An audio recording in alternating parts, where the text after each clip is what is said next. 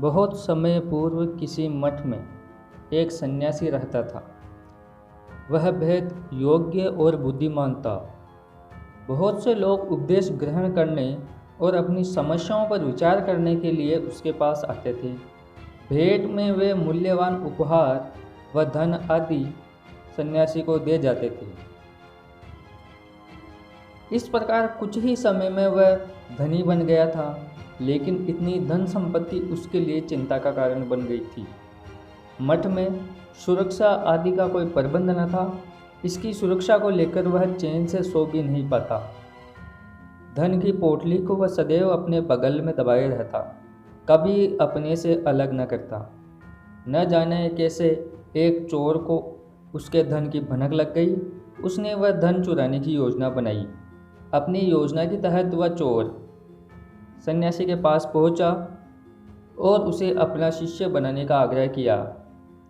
वह बोला, मैंने बहुत से कुकर्म व पाप किए हैं गुरुदेव। मैं इस छली कपटी जीवन से तंग आ गया हूँ। अब मैं सीधी राह चलना चाहता हूँ। मुझे अपना शिष्य स्वीकार करते हुए मोक्ष प्राप्त करने का ज्ञान प्रदान करे। मेरे बच्चे, सन्यासी बोला, तुम्हारी बात सुनकर मुझे बेहद प्रसन्नता हुई। कहकर उसने कुछ मंत्रोच्चारण किया और उस चोर को विधिवत अपना शिष्य बना लिया।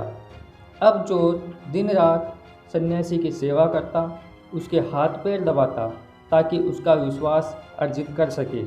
लेकिन सन्यासी को अभी तक उस पर पूर्ण विश्वास नहीं हुआ था। वह उसे रात को मठ में प्रवेश भी नहीं करने देता था। धन की पोटली पहले की भांति अब भी सदैव उसके बगल में दबी रहती। चोर इससे बेहद परेशान था, लेकिन उसने उम्मीद नहीं छोड़ी थी। आसपास के गांव वाले घर में कोई धार्मिक या मंगल करते संपन्न करते समय सन्यासी को अवश्य बुलाते थे। उसका दर्जा गांव वालों की निगाहों में बहुत ऊंचा था। एक दिन सन्यासी को पास के किसी गांव में यज्ञ में शामिल होने का निमंत्रण मिला। सन्यासी अपने साथ उस शिष्य को भी ले गया। रास्ते में वे एक नदी किनारे आ पहुँचे। सन्यासी ने सोचा कि शुभ क्रम में जाने से पहले स्नान ध्यान कर पवित्र हो लिया जाए तो अच्छा है। यह सोच उसने नदी में स्नान करने की सोची। तब सन्यासी ने धन की पोटली को धोती में लपेटा और चोर शिष्य को देते हुए बोला, इसकी ध्यान से संभाल करना, मैं जरा नदी में स्नान कर लूँ। थोड़ी देर बाद सन्यासी नहाकर नदी से बाहर निकला, लेकिन उसके शिष्य का कोई अता पता न था। पास ही उसकी धोती जमीन पर पड़ी थी। वह तुरंत ही लपका, लेकिन धोती में पोटली नहीं।